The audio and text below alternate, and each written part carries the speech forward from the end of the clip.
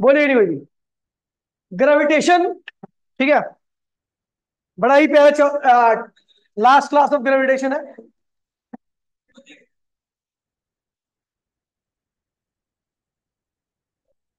Last class of gravitation, ठीक है भैया।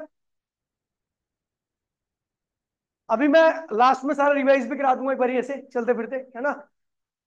भाई प्लीज बोलिए मत। ठीक है। अगर मैं सेटेलाइट की बात करता हूं तो हमारे पास दो तरह के सेटेलाइट होते हैं, एक पोलर होता है, सेटेलाइट होता है, और दूसरा होता है भैया जियो स्टेशनरी सेटेलाइट, याद है ना।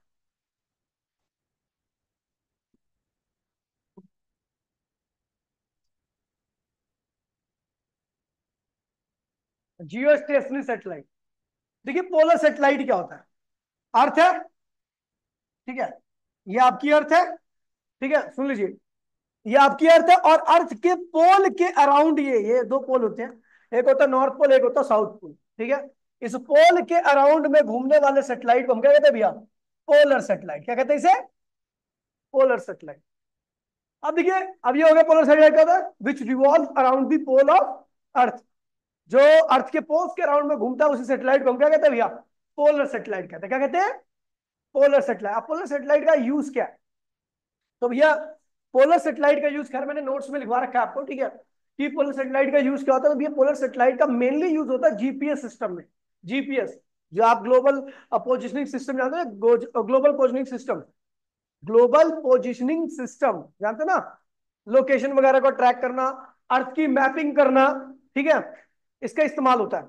आपको इतना ध्यान रखना है, ज्यादा कुछ ध्यान नहीं रखना, ठीक है। और दूसरा आपका जियो स्टेशनरी। अब ये सेटेलाइट थोड़ा ज्यादा इस्तेमाल में आता है, जियो स्टेशनरी। जियो स्टेशनरी सेटेलाइट वो जैसे भारत है, भारत है तो वो भारत के ऊपर ही रहेगा।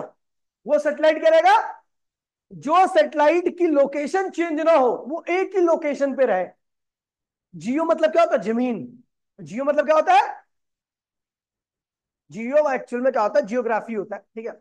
तो उस वर्ड से उठाया गया, लेकिन मैं आपको नॉर्मली बोला जमीन, जो जमीन के रिस्पेक्ट में रहे, जमीन के रिस्पेक्ट में रेस्ट में रहे, ऐसे सेटेलाइट को हम क्या कहते हैं भैया, जियो स्टेशनरी सेटेलाइट। इसका एक और नाम है जियो सिंक्रोनाइज सेटेलाइट। ठीक है, जमीन के साथ सिंक्रोनाइज कर दिया गया। सिंक्रोनाइज मतलब कि जैसे मान लो कोई सेटेलाइट मेरे सर पे है इस वक्त, तो हमेशा मेरे सर पे ही रहेगा। वो जमीन के साथ क्या किया है, सिंक्रोनाइज कर दिया गया।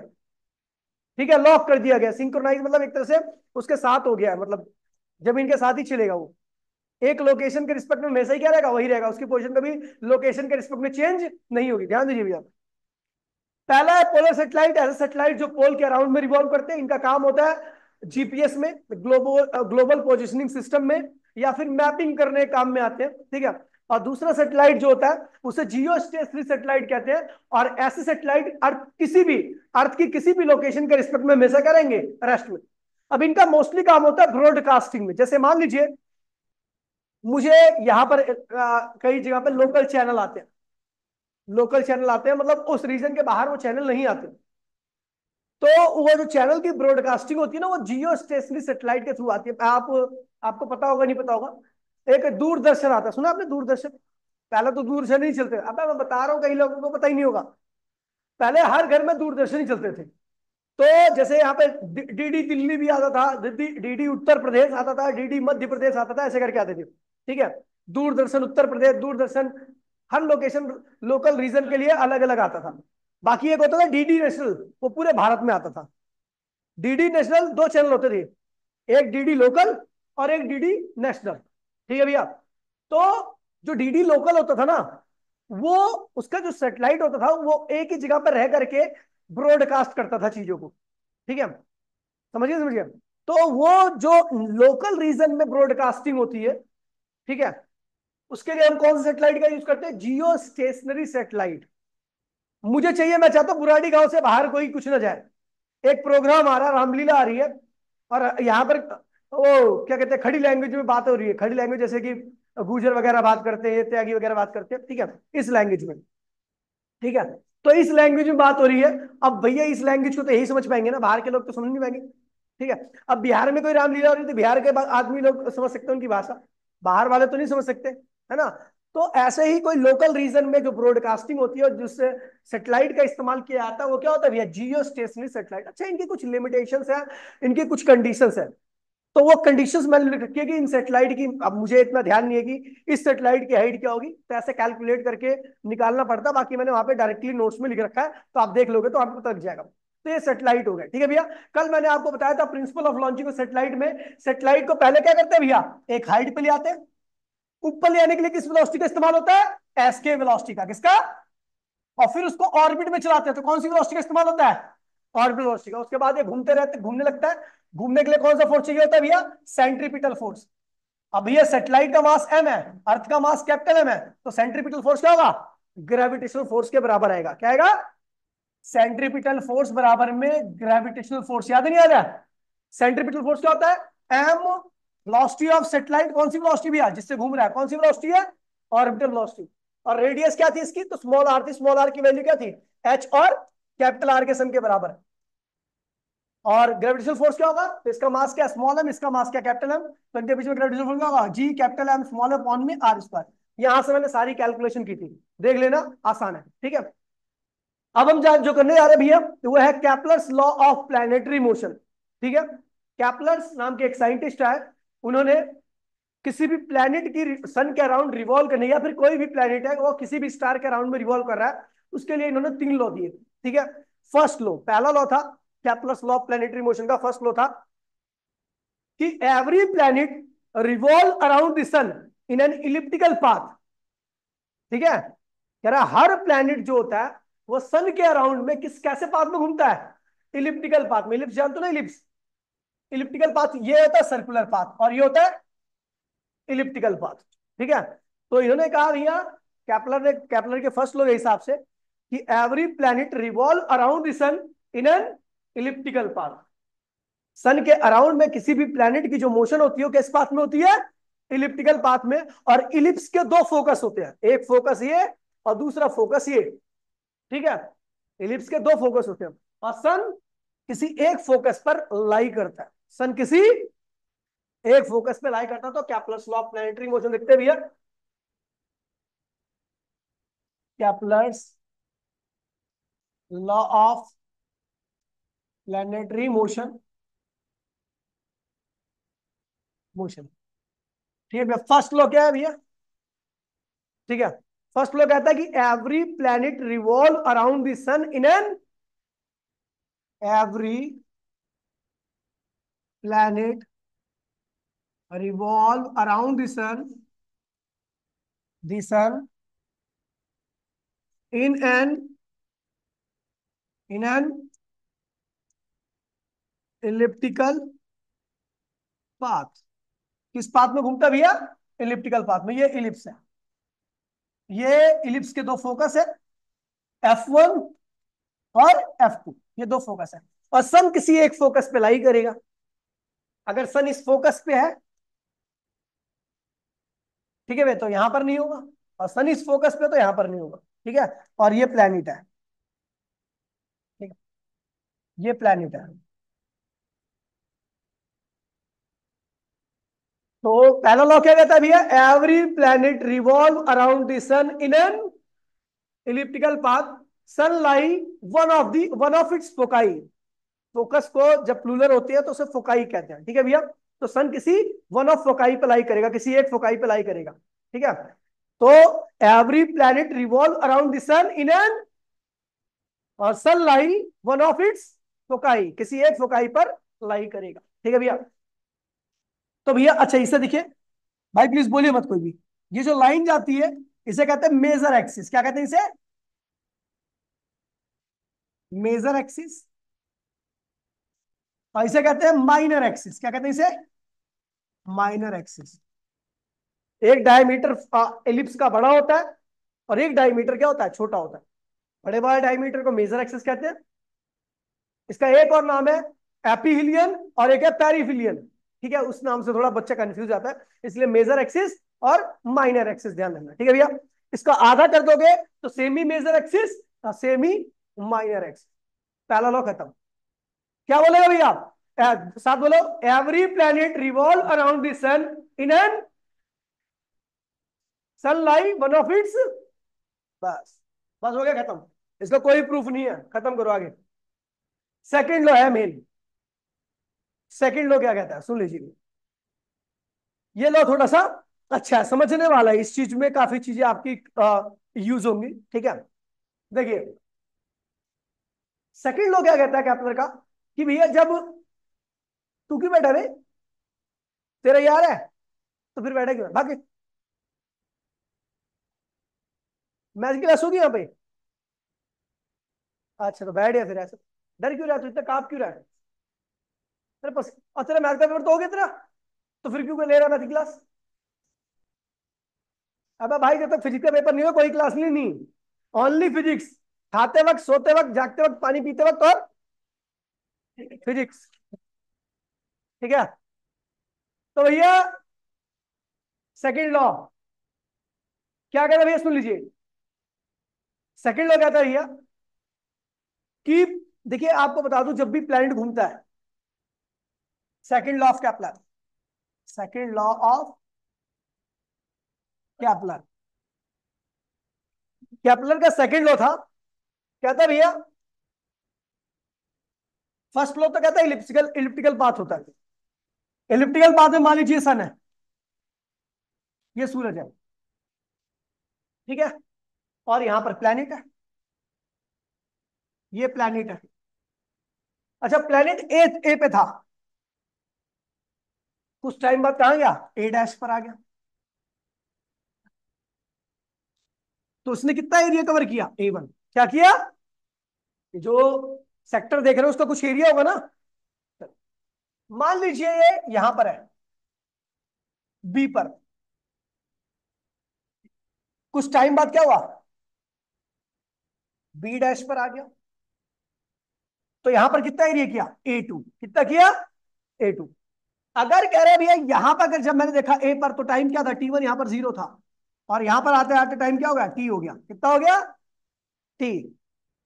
यहां पर बी पर देखा तो टाइम क्या था, T1 क्या था, 0 था, और यहां पर आते आते टाइम क्या हुआ, टी हो गया। तो पता क्या कह रहा है, कह रहा है आप देख लो दोनों जगह पे टाइम सेम है, ए से ए डैश पे आने में टाइम सेम है, और बी से बी डैश पे आने में टाइम सेम है।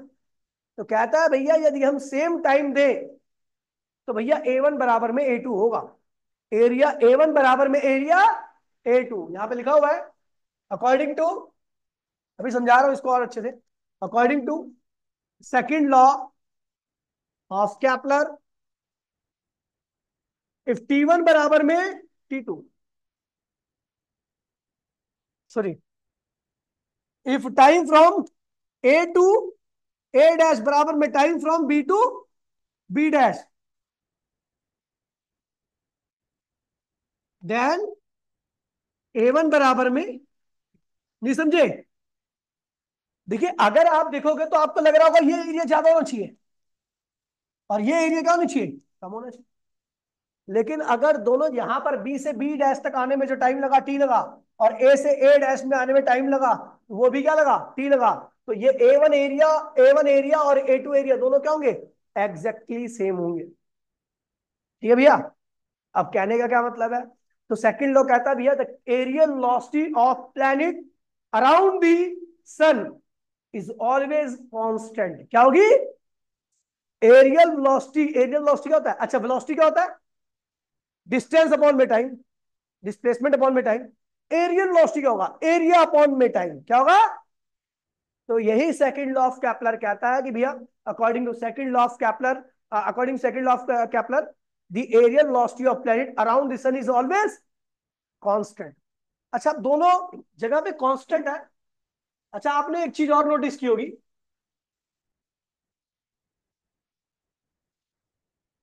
आपने एक चीज और नोटिस की होगी कि भैया ये वाला आर्क बड़ा है और ये आर्क मैंने छोटा बनाया, समझ गया? तो भैया एक बात ध्यान में भी आपको पता लग जाएगा खैर इसके बारे में भी, ठीक है। तो हम सेकंड लॉ लिख देते हैं अकॉर्डिंग टू, अकॉर्डिंग टू, और इसको लिख देते हैं according to second law of Kepler, second law of Kepler, ठीक है। The areal velocity, the areal velocity of planet around the sun is always क्या होगी? कांस्टेंट होगी। क्या होगी? फिक्स टाइम में फिक्स एरिया कवर करेगा कोई भी प्लैनेट सन के अराउंड में। अगर मैं बोलूंगा 1 घंटे में 50 गज का एरिया कवर कर रहा है प्लैनेट सन के अराउंड में, तो वो कहीं पर भी रहे, चाहे वो यहां रहे चाहे वो यहां रहे, 1 घंटे में 50 गज का ही एरिया कवर करेगा। समझ गए? बस दोनों एरिया में एक डिफरेंस रहेगा।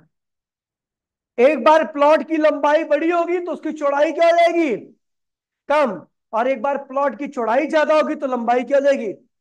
50 गज के 2 तरह के प्लॉट होते हैं, एक लंबा प्लॉट होता है तो उसकी चौड़ाई क्या होती है, और एक चौड़ा प्लॉट होता है उसकी लंबाई क्या होती है।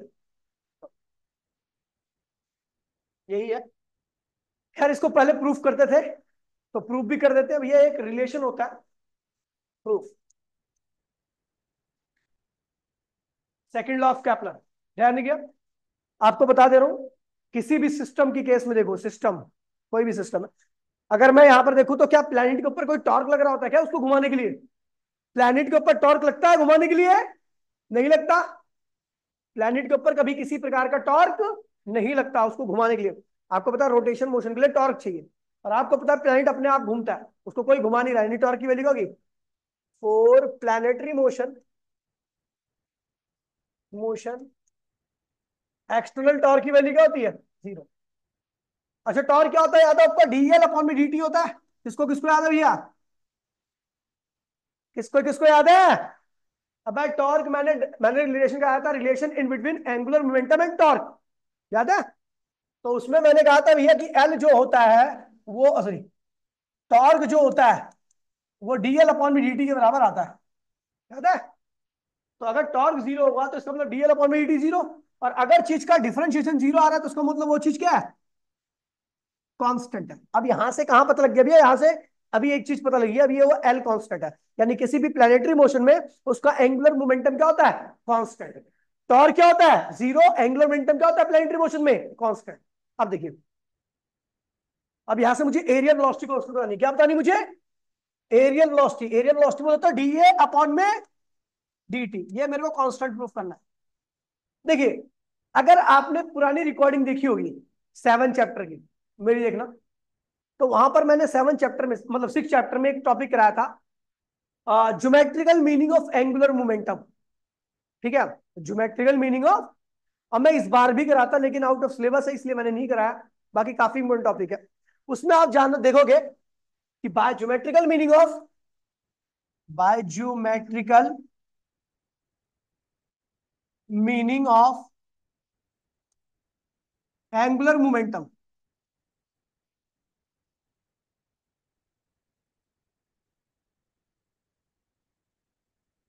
ज्योमेट ये देखो, ये रिलेशन उसी के लिए अप्लाई होता है जो चीज क्या होती है? घूमती है चारों ओर, किसी सेंटर के अराउंड क्या कर रही है? चक्कर लगा रही होती है। तो उसी के आप geometrical meaning of angular momentum निकालते हो। इस प्लैनेट का मास कितना है भैया? एम है। प्लैनेट का मास कितना है? एम। ठीक है, तो भैया ये क्या होगा भैया?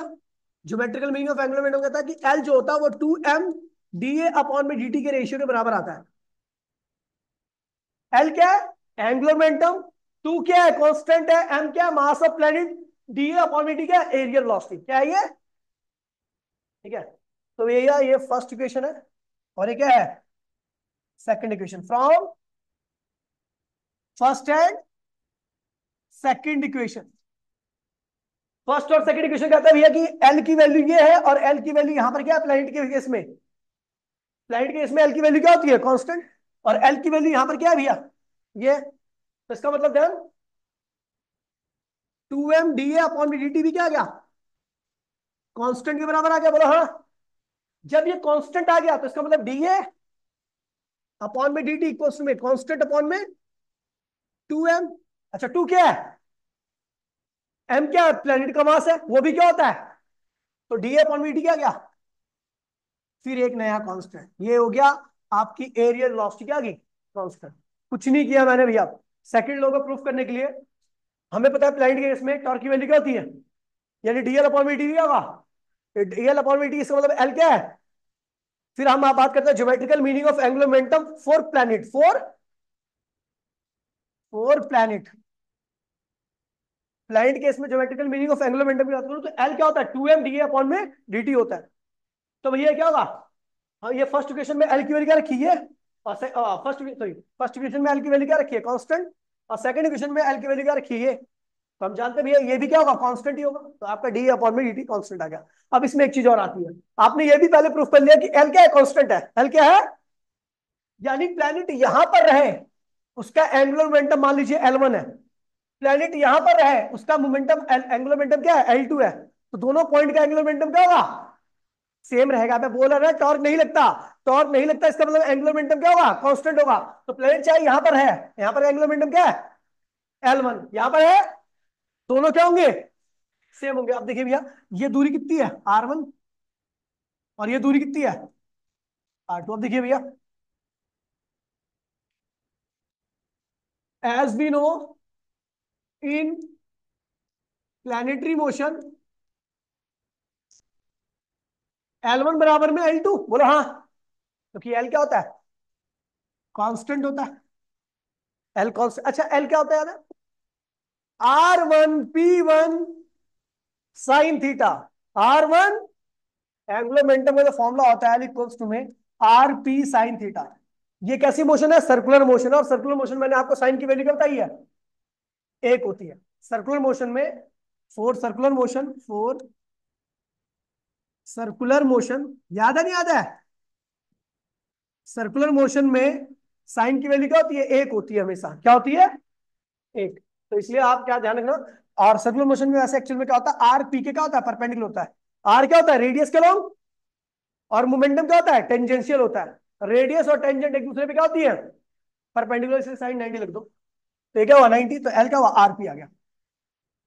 तो भैया देखिए L1 की वैल्यू क्या होगी, R1P1, L2 क्या होगा, R2P2, ठीक है। अच्छा R1 ऐसी थी, P क्या है, मोमेंटम है, मोमेंटम क्या होता है, मास इनटू में वेलोसिटी, बोला हाँ। तो प्लेनेट का मास कभी चेंज होगा नहीं, तो इसलिए उसका M1 मत यूज करो, M यूज करो, लेकिन वेलोसिटी क्या होगी, चेंज होगी। ये क्या होगा R2, ये क्या होगा M V2, M से M क्या होगा, कैंसिल हो गया। तो R1V1 बराबर में R2V2। अब देखिए सुन लीजिए, अब देखिए अगर मैं V1 अपॉन में V2 लिखूं तो क्या लिखूंगा, R2 अपॉन में R1। हम देख रहे हैं वेलोसिटी अगर ऊपर है तो रेडियस क्या है, और वेलोसिटी अगर नीचे तो रेडियस क्या है। सो हम कह सकते हैं, ये न्यूमेरिकल के लिए आप यूज करना, न्यूमेरिकल के लिए। सो हम कह सकते हैं कि वेलोसिटी इनवर्सली इक्वल टू क्या होता है, आर, क्या होता है, आप समझे। अब इसका बहुत गहरा मीनिंग है कि प्लैनेट जितना दूर रहेगा सूरज से उसकी वेलोसिटी क्या होगी, उतनी कम रहेगी, और प्लैनेट जितना पास में रहेगा सूरज के उसकी वेलोसिटी क्या होगी, उतनी। अब देखो आर्क पे आओ, देखो ये पास था तो यहां पर वेलोसिटी क्या होगी, ज्यादा होगी, तो इसलिए इसने बड़ा डिस्टेंस कवर किया। ये दूर था, दूर है ना, तो यहां पर वेलोसिटी क्या होगी, कम होगी, इसलिए उसने क्या किया, कम डिस्टेंस किया। तो दूर वाला, जब प्लैनेट दूर रहता है, ठीक है, जिस प्लैनेट का पाथ इलिप्टिकल होता है उसकी वेलोसिटी जो होती है वो वेरिएबल होती है। एरियल वेलोसिटी क्या होती है, कांस्टेंट होती है, लेकिन लीनियर वेलोसिटी जिस पाथ पर चलने वाली वेलोसिटी होती है वो क्या होती है, वेरिएबल होती है। जब प्लैनेट सन के पास में रहेगा तो उसकी वेलोसिटी क्या रहेगी, ज्यादा रहेगी, और जब प्लैनेट सन से दूर चला जाएगा तो उसकी वेलोसिटी क्या हो जाएगी, कम हो जाएगी। समझ गए। ये सबसे ज्यादा प्लूटो के साथ दिखता है, क्योंकि प्लूटो का पाथ सर्कुलर नहीं है, हाईली इप्टिकल है, जिसकी इसेंट्रिसिटी जो होती है, जानते हो इसेंट्रिसिटी, चलो आप सीख जाओगे जब आप पढ़ोगे इलिप्स, ठीक है। इसेंट्रिसिटी जिसकी होती है काफी ज्यादा होती है, ठीक है, जो ज्यादा इलिप्टिकल होता है उसकी इसेंट्रिसिटी उतनी ही ज्यादा होती है। देखा आप ये सब पूछ लेना, अभी पढ़ाने आएंगे तो पूछ लेना इसेंट्रिसिटी क्या होता है, ठीक है। अब लास्ट है, ये सेकंड लॉ ऑफ केपलर हो गया, इस पर क्वेश्चन बहुत सारे आते हैं। लास्ट लॉ है थर्ड लॉ ऑफ केपलर, ठीक है। ये एक बच्चे ने डिमांड की थी इसलिए मैं करा रहा था, वरना मैं कराता नहीं इसको। थर्ड लॉ ऑफ कैपलर, एनसीईआरटी में ये टॉपिक है, देखता हूँ, हो सकता है क्योंकि एनसीईआरटी में होगा तो इसका मतलब आपके में भी होगा।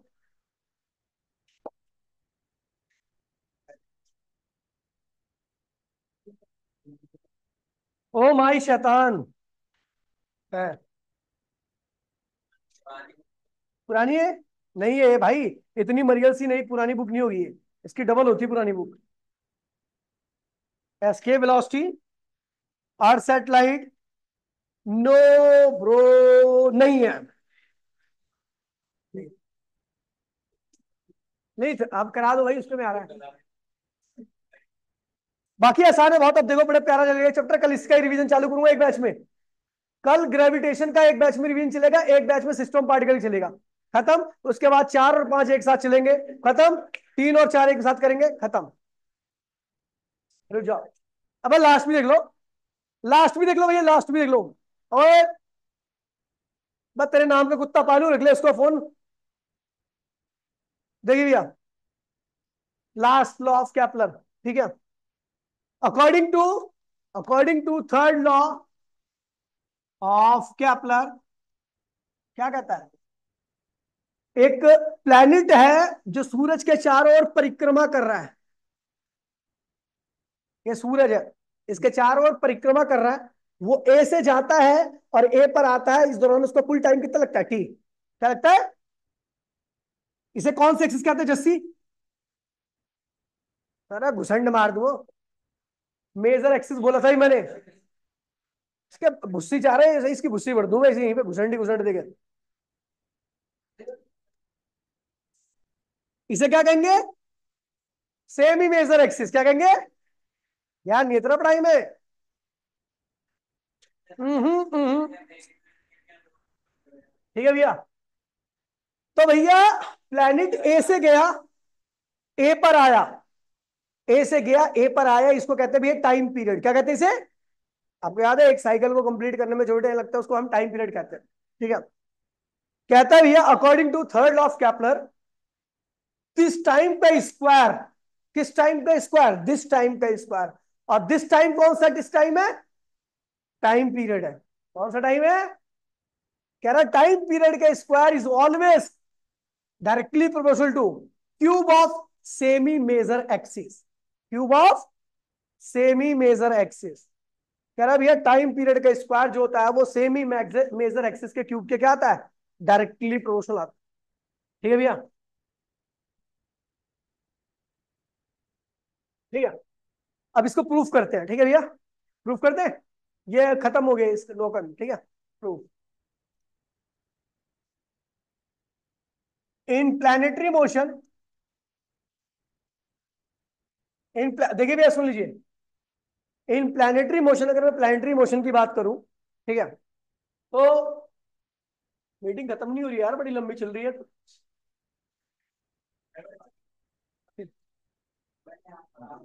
गया मैं, बहुत ताली बजाते हो, ठीक है। तो प्लैनेटरी मोशन की बात करूं, तो आपको पता है जो प्लैनेटरी मोशन कैसी होती है? सर्कुलर होती है। कैसी होती है? सर्कुलर के लिए क्या चाहिए? सेंट्रीपिटल। और सेंट्रीपिटल फोर्स कौन प्रोवाइड करता है? Gravitational force in between sun and planet. समझ गए भैया? प्लैनेटरी मोशन केस में सेंट्रीपिटल फोर्स की रिक्वायरमेंट होती है, और वो सेंट्रीपिटल फोर्स कौन प्रोवाइड करता है? सन और प्लैनेट के बीच में लगने वाला ग्रेविटेशनल फोर्स। मैं मान लेता हूं भैया ये सन है, सूरज, और सूरज अधूरा है जब तक इसकी आंख और नाक ना बन जाए। और ये है आपका प्लैनेट, इसका मास क्या? स्मॉल एम, इसका मास क्या? Capital M. ओहो मूवी बन गया। कैपिटल एम क्या है भैया? मूव, ठीक है। और स्मॉल एम क्या है? उसका मास, ठीक है भैया। तो दूरी कितनी है भैया? ये सेमी मेजर एक्सिस है,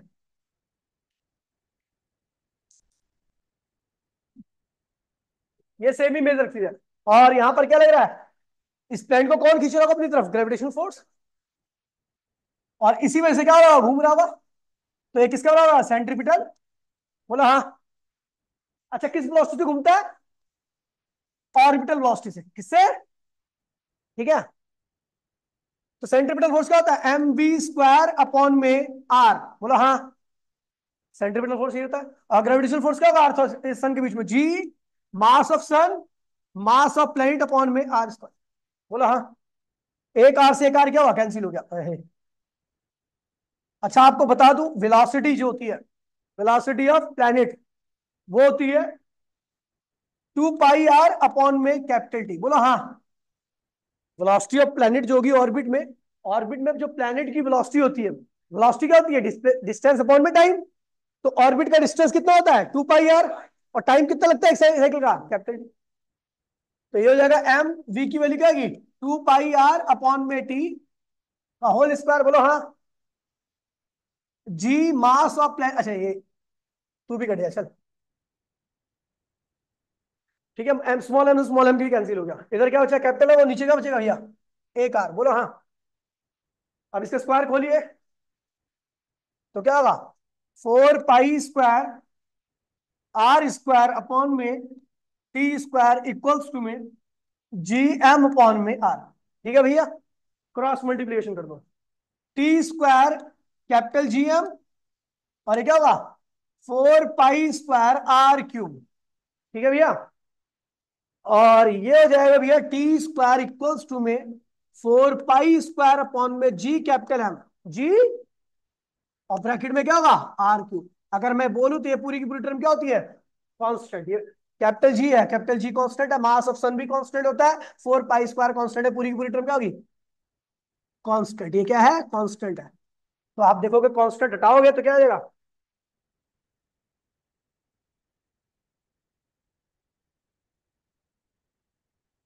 ठीक है, T square is directly equal to R. यही है Kepler's law of planetary motion. लेकिन इस लॉ को इंप्लीमेंट करने के लिए आपको पता होना चाहिए कि कौन सा मास है। ये है हमेशा central body mass, central body mass. अब देखिए इसका ये क्यों है, देखिए कांस्टेंट वेरी करता है कि सेंटर में बॉडी कौन सी है। जैसे मान लीजिए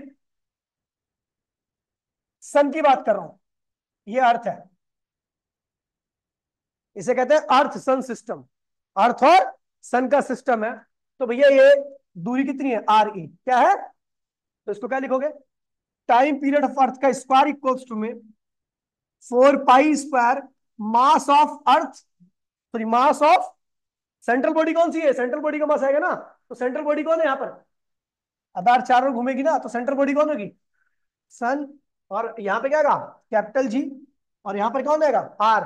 आर किसका होगा, रेडियस ऑफ अर्थ का क्यूब, ये लिखवाओगे आप। ठीक है, अगर मान लीजिए आप मून अर्थ सिस्टम की बात कर रहे हो, ये सन अर्थ सिस्टम है, सन अर्थ। अगर आप मून अर्थ की बात करोगे, मून और अर्थ सिस्टम की बात करोगे, तो मून और अर्थ सिस्टम में सेंट्रल बॉडी कौन होगा, अर्थ होगी ना। ये है आपकी अर्थ, मास ऑफ अर्थ एम ही होगा, रेडियस ऑफ मून, और ये क्या है, मून का मास। तो इस बार सेंट्रल बॉडी कौन है, अर्थ है।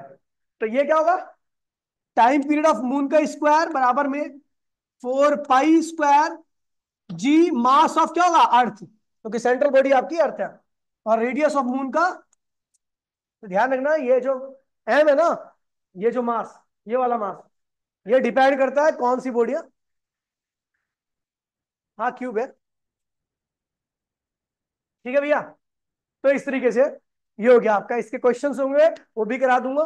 कल से आपकी रिवीजन क्लास पूरी चालू होगी, हर बैच में रिवीजन होगा। ठीक है भैया, तो मिलते हैं अगली क्लास में। आज के लिए इतना ही, टाटा बाय बाय, जय हिंद जय भारत।